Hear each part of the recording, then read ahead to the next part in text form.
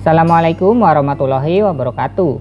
Bertemu kembali bersama saya Bapak Warsim di channel kita dari Jendela SD. Hari ini kita akan melanjutkan pembelajaran kita untuk kelas 5 tema 4, sehat itu penting. Subtema 2, gangguan kesehatan pada organ peredaran darah pada pembelajaran yang kelima. Di pembelajaran kita yang kelima kali ini, fokus pembelajaran kita adalah bahasa Indonesia, IPA, dan SBDP. Sebelum kita mulai belajar, mari kita berdoa terlebih dahulu. Berdoa mulai. Berdoa selesai. Oh ya, jangan lupa tekan dulu tombol subscribe dan aktifkan loncengnya supaya kamu tidak ketinggalan update video dari channel ini. Baiklah, mari kita ikuti pembelajaran berikut ini. Setelah berolahraga bela diri, tiba-tiba kepala Edo terasa pusing. Edo teringat jika peredaran darah pada tubuhnya pernah terkena gangguan tekanan darah rendah. Kemudian, Edo beristirahat di ruang UKS. Tahukah kamu penyebab terjadinya tekanan darah rendah? Ayo menulis, bacalah artikel tentang gangguan pada organ peredaran darah manusia, baik dari surat kabar, majalah, maupun internet. Tuliskan nama gangguan dan penyebab-penyebabnya. Maka alternatif jawaban yang bisa kamu berikan adalah yang pertama, jantung koroner.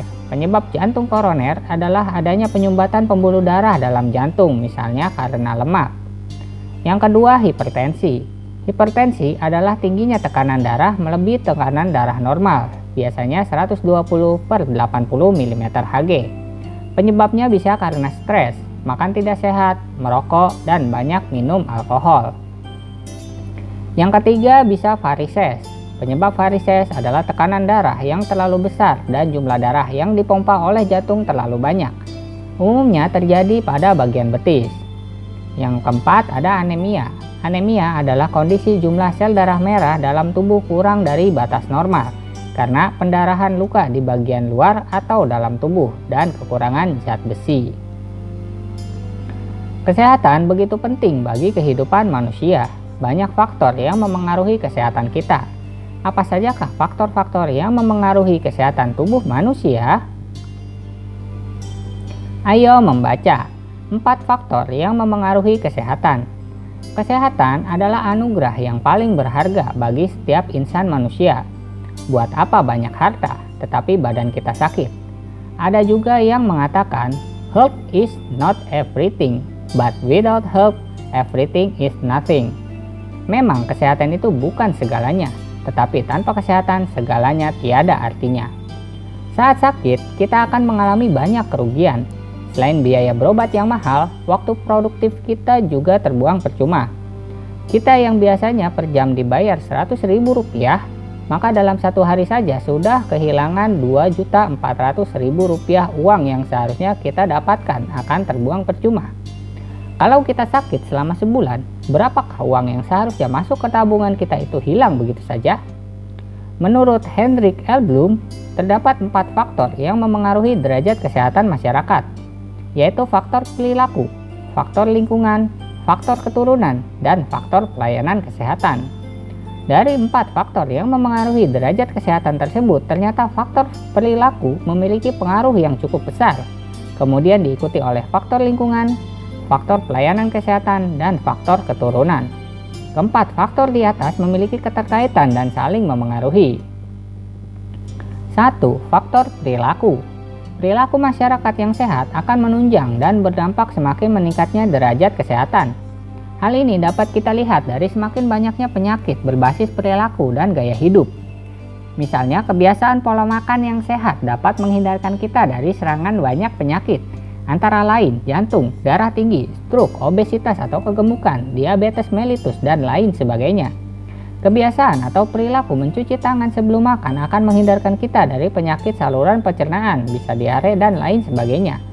Perilaku menggosok gigi setelah makan dan sebelum tidur dapat mencegah penyakit seputar kesehatan gigi dan mulut.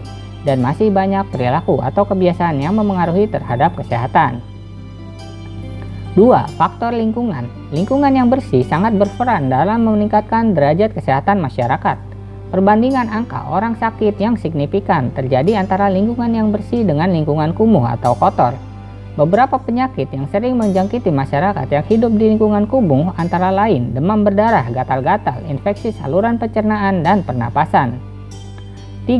Faktor pelayanan kesehatan. Ketersediaan fasilitas kesehatan dengan mutu pelayanan yang baik akan mempercepat derajat kesehatan masyarakat. Dengan adanya fasilitas yang mudah terjangkau dan dengan mutu pelayanan yang baik akan meningkatkan akses pelayanan kesehatan masyarakat.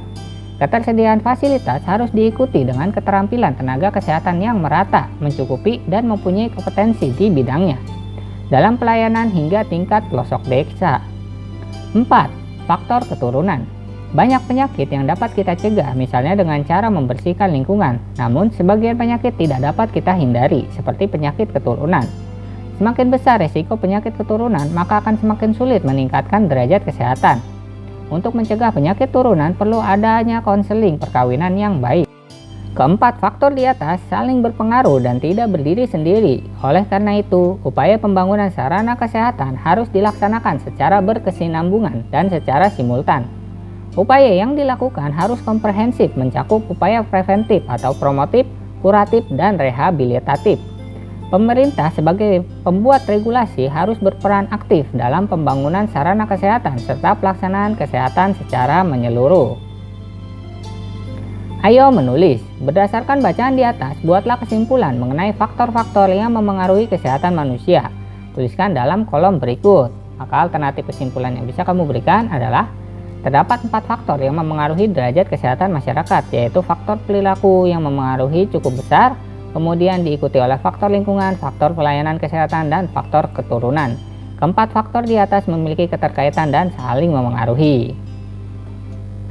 Menari juga merupakan kegiatan yang menggerakkan anggota tubuh. Dalam menari hendaknya menggunakan pola lantai supaya gerak yang diperagakan lebih indah. Dalam menari kadang-kadang juga dilengkapi dengan properti tari. Pada tema sebelumnya kamu sudah belajar mengenai pola lantai.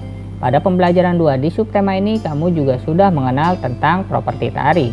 Coba cari tahu kembali mengenai pola lantai dan properti tari. Ayo menulis. Coba cari tahu kembali tentang pola lantai. Kamu dapat melakukannya dengan cara mengingat kembali pembelajaran pada tema-tema sebelumnya. Kemudian tuliskan hasilnya dalam kolom berikut. Maka alternatif jawaban yang bisa kamu berikan adalah pola lantai merupakan pola garis yang dilalui penari pada saat melakukan gerak tari di atas pentas.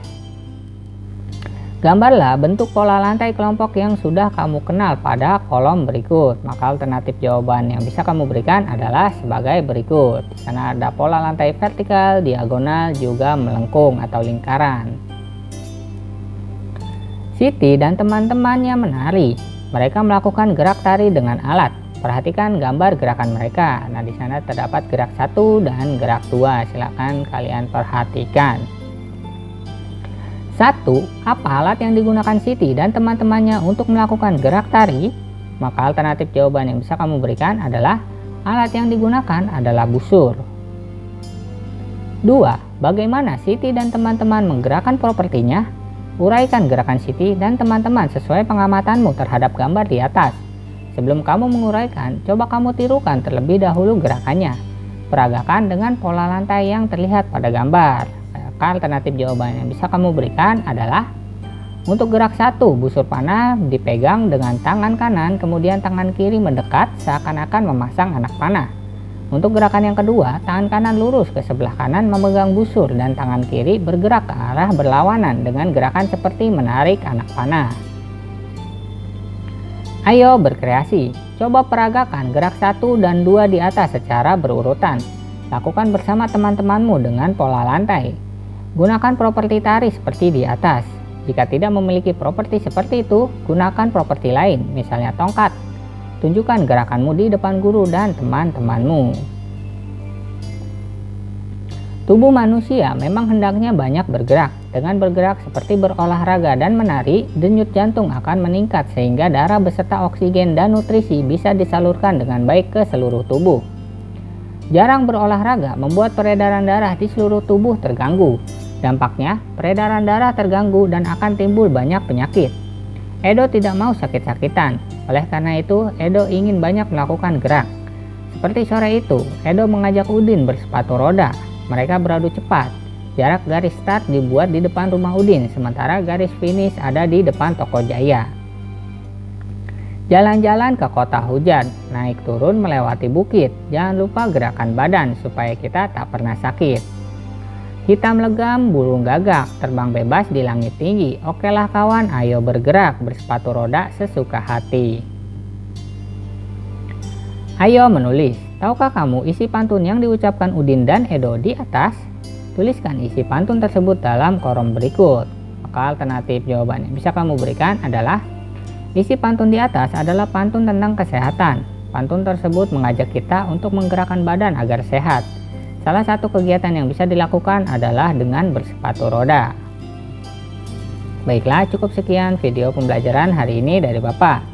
Like jika kalian suka videonya, dislike jika tidak suka, serta jangan lupa share kepada teman-teman kalian yang kelas 5 SD, supaya mereka lebih mudah dalam memahami pembelajaran yang sama.